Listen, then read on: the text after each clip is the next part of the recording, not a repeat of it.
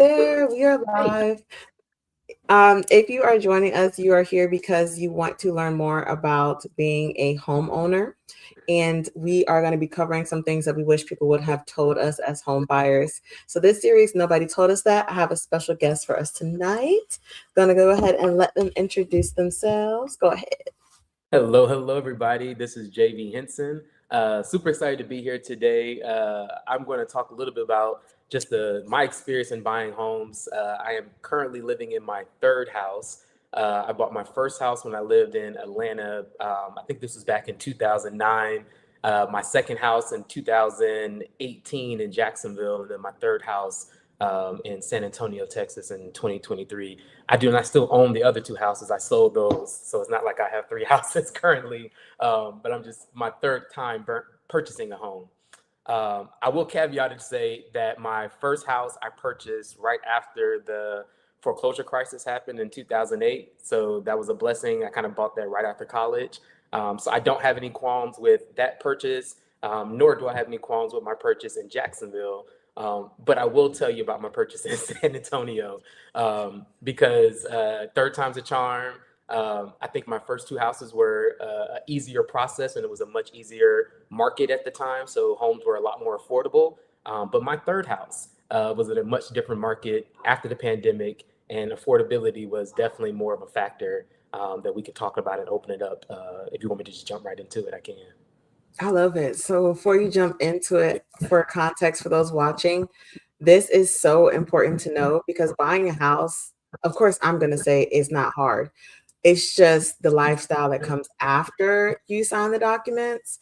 So JV, I love he's going to be very transparent and that's why he's here because everything's great when you take the pictures and you get the what's that the keys and you walk through the door, but it's the life after that. If we're going to be fully transparent, homeownership may not be a good fit for everybody because they don't know about the life that comes after. So for those that don't know me, if you're on this channel, my name is Dawn Reeves McKinney. I am a realtor out in Orlando, Florida.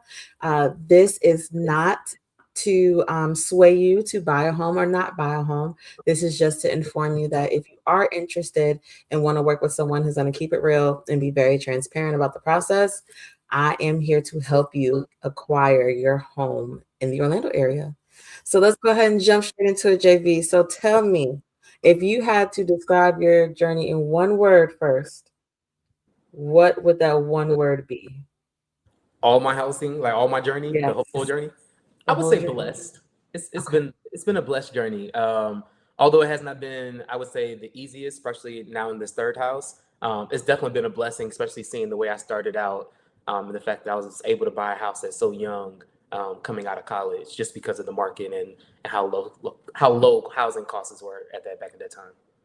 Lovely. All right. So go ahead and open it up. Tell us your story. Oh, the Lord. Okay, so I would say I would just throw it out there that just because you can afford it doesn't mean you should buy it.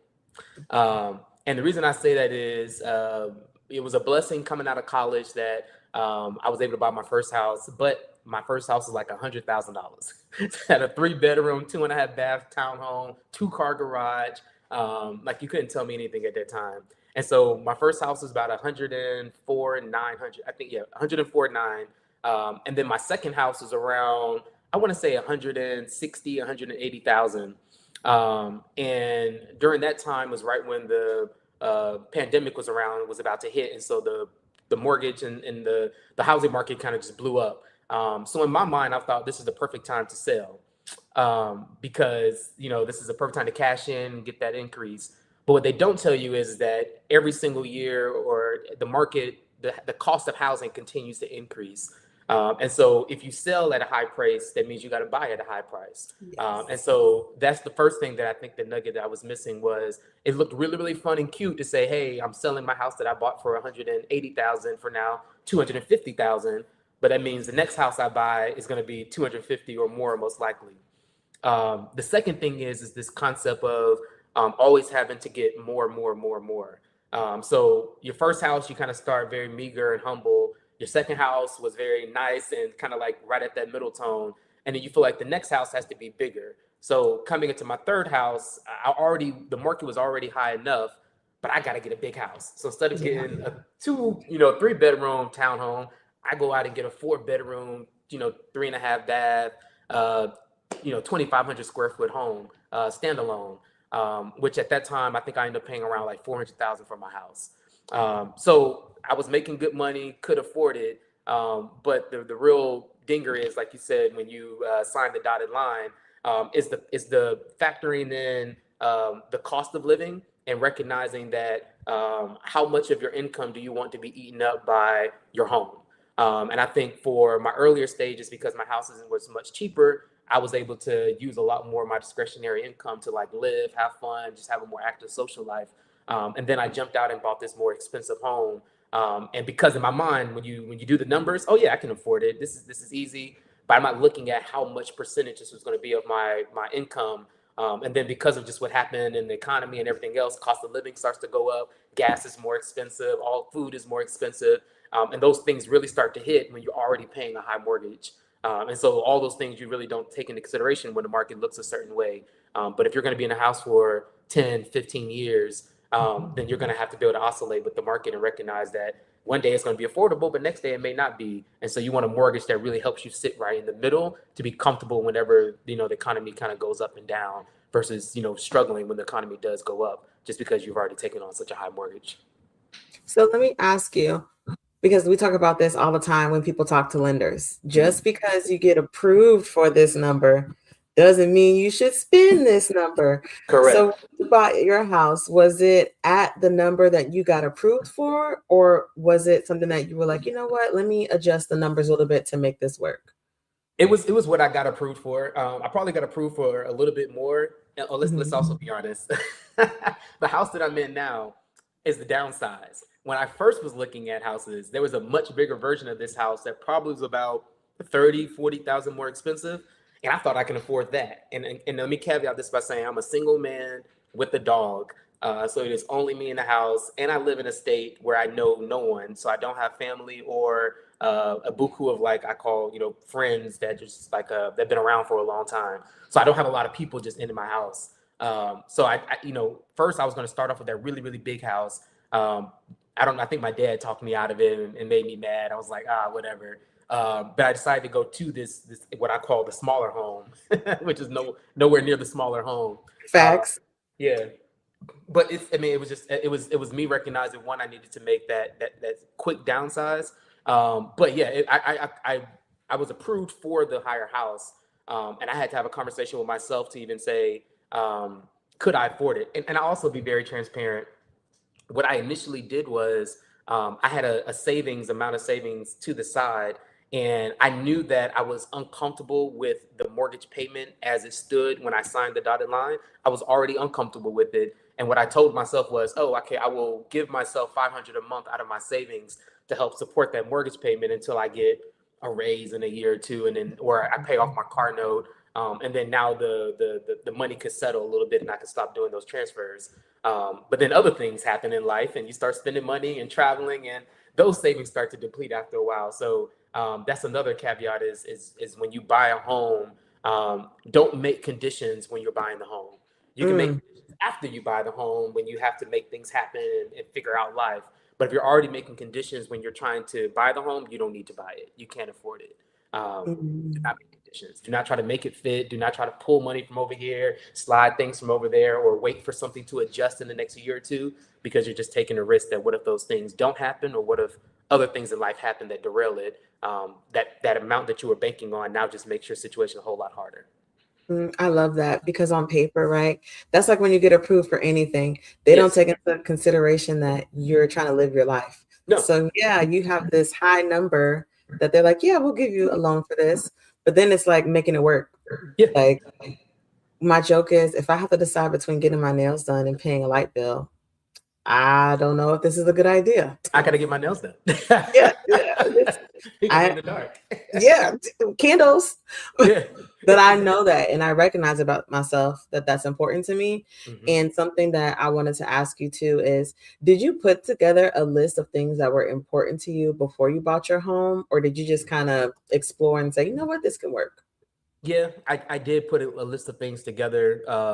and looking back at that list in my head, I didn't write it down, I don't think, but in my head, I knew what it was. But I also now question, were those the right things?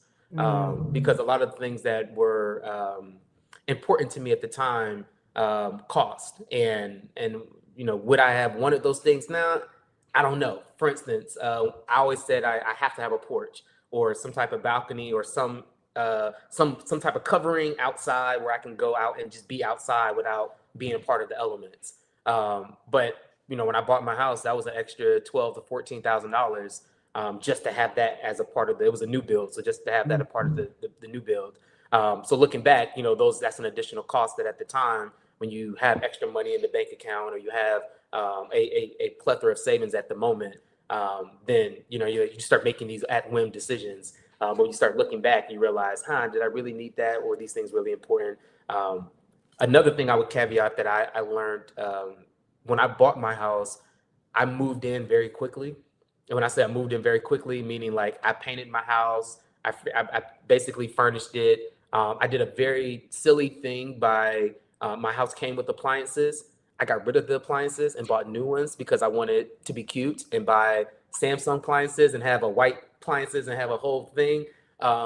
It's not to say you can't do those things, Yeah. but do those things over time. The key to all of this is how do you maximize the cash? Now, if you have a plethora of cash in your account, then go for it. But I think both of us recognize that cash is an asset. And so how do you leverage that cash? If you spend all your cash up front, then you don't have enough cash for emergencies if something happens. So you kind of just spread those things out over time. So I didn't have to move in my house in the first 2 months. I could have did it over a year period. And maybe I bought those appliances, at the end of that first year or something versus having to make all those cosmetic changes so quickly. So that first home, was the first one a new build or was the third one a new build? The third one was a new build. The first Okay. two were townhomes, so they're already pre-built. So And pre- your experience from the going to, we call it like the home with character or something that's a resale home and a new construction home, did you have like what's what I'm looking for? Did you have doubts about that process? Did you think one was going to be better than the other? Did you compare the two experiences based off of that? I would say I was in my two experiences. Initially, I thought, well, there's a bias built into both, right? For older homes or for ones that are pre-built, there's this notion that I don't know what people did in the house before, and what kind of stuff am I going to be inquiring that I don't realize. And I go back to the word blessed. I was blessed in those routes because something was really cool about my first house. Like when I bought it in the foreclosure, most of the houses were trashed at that time. This one was very well kept. I think it only been owned by an older couple for a while who just happened to move, and so I was able to get leverage on that. And then in my townhome in Jacksonville, it was an older couple, and it was actually a very short older couple. So like they never could get it like too high on the ceilings. They didn't have a lot of stuff on the walls, so I was lucky in that. But there's a bias with new homes that with new construction. I remember I was talking to my parents' friend about my new construction, and they made me super nervous after I signed the dotted line because they're like, you can't trust the builders. You need to go inspect every single thing. You need to hire your own inspector because there could be a bunch of little things wrong, and they're going to be very lackadaisical about trying to fix it. And so you have to be on top of it. I will say that my experience was not that bad.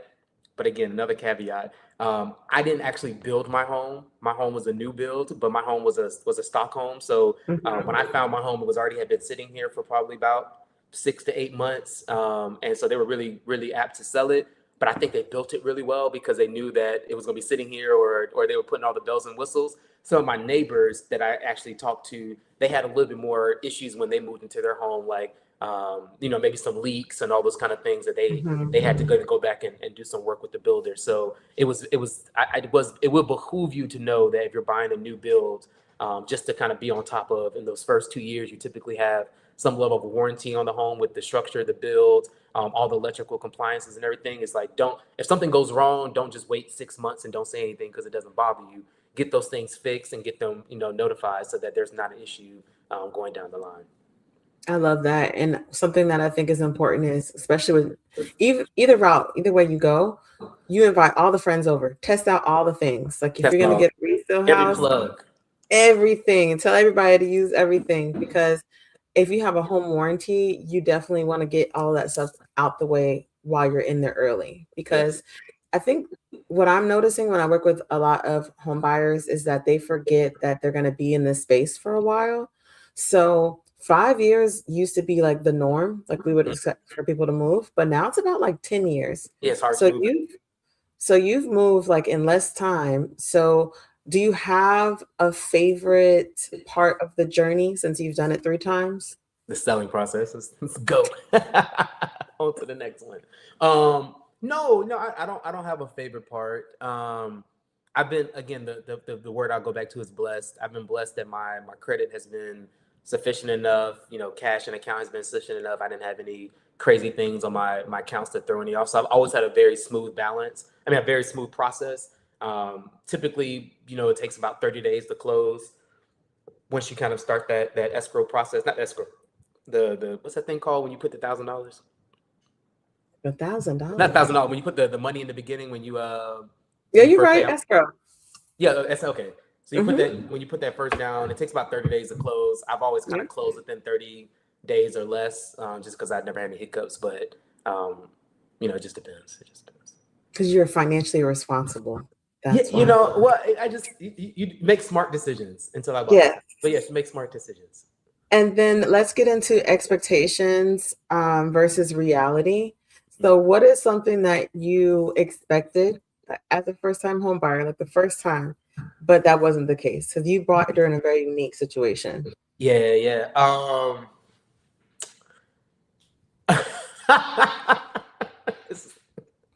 I'm sorry, it What? just hit me what I did. Okay. I thought water was free. No, you Um, didn't. I did. I thought water was free.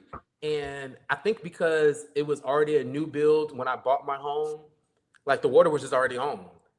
And no one said anything to me, and I didn't say anything to nobody else. I turned the power on to my name, but no one told me. I didn't know. I was 23 years old with a house. Well, I didn't know anything. And and then I got a notice probably like 8 months into my home, like, we're turning your power off. You owe like $400, $500 in water bill. And in my mind, I was like, I have to go take a shower at LA Fitness. I don't know what's about to happen. But I ended up going down to the city. I got the water turned on in my name. I paid it off, paid the back pay and everything. But in that moment, it was hilarious because I really thought that the water was free. I never questioned it. I never had any issues, and then it just popped up. So in my mind, I had wished that I don't know who to blame. My realtor, I don't know. Somebody would have said, "Hey, you may want to consider go getting the water turned on in your name." Um, but that, Yes. that was that was an interesting experience. So, Um, question for you: when you were renting, are there things that you thought, like for example, with the water, are there things that you're like, oh snap, I have to actually do this myself that you didn't have to worry about when you were renting? Oh yeah, yeah, everything. Like renting. I traveled a lot when I first bought my home, and then my neighborhood was having some vandalism issues. And I came back home one time. My house had got broken into, um, and like, I mean, my back window had got broken. They kind of like came ransacked, took some things, and when you get home, you're kind of like, at first, your first thing, okay, you call the cops and all that, and you're like, well, okay, do I call the landlord who's supposed to fix this? And you realize, I have to fix this. Oh, I have to go source a board and put it on my window, or find a friend who can help. But all this is on me. This is my job to rectify. I have to call the insurance agency, report what happened, take video footage, get all that stuff gathered. So that was an interesting experience in realizing it's all on me. This is mine. Oh man. So I'm sorry about that. Like I Okay. know that's a scary It's thing to think about. Like it happens, right? Yeah, I think the scariest part is just thinking like somebody was in my home and violated my home, and it's been just in the space that you consider to be safe or comfortable. So feel violated to a certain extent. Yeah. And that's something that I've been hearing. It's like when you're in a safe space or what you consider to be your safe space, you just want to protect it to the best of your ability, but understand like it's the best of your ability. We Yep. can't control what other people do, but as long as you do what you need to do to protect yourself is always the most important. Agreed. I would say I think it's super important to at least try to meet your neighbors. Um, I know everybody, especially depending on if you're a male or female, married, it may be a different situation in terms of how you go about it. But just for the fact of like making sure you know who they know who you are. I'm a bit observant, so I try to pay attention, just to know when things are out of sorts, because you just never know when there's an opportunity for you to step in and help your neighbor because something may be going on, or somebody to step in and help you out when something's going on because they know who you are, they can call you, do those different things. So just something cognizant of. I think I always feel like at least one or two of your neighbors should have your number and at least know your name, or feel comfortable knocking on your door. You leave your garage door open, they can call you or go in and close it, and you don't feel some type of way about that. Absolutely. So don't y'all just stay in the house, y'all. You got to go out and No, you meet. can't. You can't, because you're gonna make mistakes or something's gonna happen. Like I can't tell you how many times I've walked in the house, like when I have to pull the garbage in, and I leave the Mhm. garage door open by mistake, and it's open all night. And so you want a neighbor to come in and say, "Hey, your garage door is open," not just to let your garage door stay open just because they don't know who you are. Or mess around and get what is it, raccoons or other Yeah, critters. or snakes. And yeah, you don't want all Ooh. that. Yeah, you Oh don't need my all gosh. that. You don't need all that. Okay. So we are coming to the end, but there are two major things I want to cover. Yeah. Well, actually, three. So the first one is, were there any hidden costs or things you felt like, dang, nobody told me besides the water bill? Nobody told me that I would have to get insurance or that insurance changes or my taxes. Like, is there anything you felt like it was a hidden cost in putting the numbers together? You said the word taxes. Escrow is really the word. So for most people, if you buy a home, you're going to have to get an escrow, which is basically a savings that they put together where you deposit money to pay off your taxes and insurance, and they collect all that money over a period of time, and then whenever that payment is due, they pay it out of that account. The fun thing about that account is that they do estimates. So they'll tell you what your monthly payment is and how much of that payment has to get paid in escrow on a monthly basis. But depending on what happens with your situation and your taxes and your homestead exemption or lack of, or the changes in taxes or changes in insurance, most your escrow is going to go up and down. I will tell you right now, I already told you that I was uncomfortable with my housing payment. And then I became even more uncomfortable with that housing payment because it went up by $281 just because my escrow changed. Um, and in my mind, I'm like, well, dang, can I just send them a check for a couple $1,000s and it goes back to normal? But it doesn't really work like that. So it is that, to me, it is not. I wouldn't even call it a hidden cost because at some point down the line, you may end up getting a check back that balances out if you don't really need the full amount. So that becomes a slight blessing too. But it is something to be cognizant of, is that most people think, okay, I go through that full process. My mortgage is my mortgage, and that's not the case. If it's 3,000 now, maybe 3,500 at some point, and maybe 2,900 at some point. It could be 3,200 at some point. It can just kind of oscillate. So you just have to be comfortable with that range. I love that you brought that to our attention too, because I can't tell you, especially in the new construction community, like the Facebook group was going off the charts with, I didn't know the taxes were going to go up this high, especially in new construction because the builder, it was dirt when they had it. So Yes. if you go to the property tax records, it's not going to show the Yeah. thousands of dollars that the taxes are. So once you have the assessed value, which is the built home, Hmm. hopefully the new owners there, you're the first ones who's paying the full amount of taxes on that property. So you had a lot of people who it became a burden for their Yeah. payments because it's going to get paid, but you have to pay your mortgage company back. Yeah. Like, And, and I will tell you, the other thing that gets people is the interest. So especially for a new build, it's not so much for pre-owned homes, but if you're getting a new build, most likely the new builder is going to give you some incentive, which is they're going to give you, let's say this is 2026. If you're looking at this at this time, what is this? July 2026. mhm. So in July 2026, most people are either going to give you a 3.99 or a 4.99 interest rate. But that's not a fixed interest rate. It is an adjustable interest rate, and so it's going to go up from 4.99 to then 5.99, and then probably sit around 6.5 after your third or fourth year. So in your first year, that sounds great. They tell you what your mortgage payment is. You've been paying that mortgage payment all year. It is awesome. And then the escrow changes and the rate changes at the same time. You're now up $500, and then it's going to change one more time again the next year, and then you're up another $250. So now your mortgage payment is up $750 from when you first started making payments, and technically nothing has changed. Your house is still the same, the value is still the same. So that messes up your mind a little bit. So it sounds fun and dandy when you're first signing the dotted line, but just you have to build in the fact that it's going to adjust over time. Love it. And then we're going to come to a close. I want you to fill in the blank for this sentence. Okay. Nobody told me that blank. So what's the one thing you wish someone had shared with you? There was one thing I'm going to say, so I'm going to throw it into there. No one told me that I was going to forget everything the damn inspector told me when I bought the house. So the one thing I will tell you to do when you do your whole house inspection. So what's going to happen is when you buy your house, you're going to pay somebody as a part of your closing costs to come in and look at your house and tell you what's wrong and not wrong with it. Hopefully everything is right. But they're also going to tell you some little nuts and bolts, how to flick this, how to turn this on, how to fill this up, how to fix this, how to change this filter. And you're going to be sitting there like, oh, this sounds good. Yes. But those are actions that you probably only do every 6 months to 12 months, and you're going to forget. So save it in your phone, take a video as they're talking, write it down, something, so that you can know exactly the things that you need to do every 6 or 12 months to make sure your house is okay. I love that because it's YouTube University for some of us, okay? Like changing AC filters. I had one client. I need to go put vinegar. I need to go put vinegar in my AC Yes. machine because yeah, just make sure it runs smoothly. We were over here on YouTube. Like she asked me how to change. I said, "Girl, I don't know."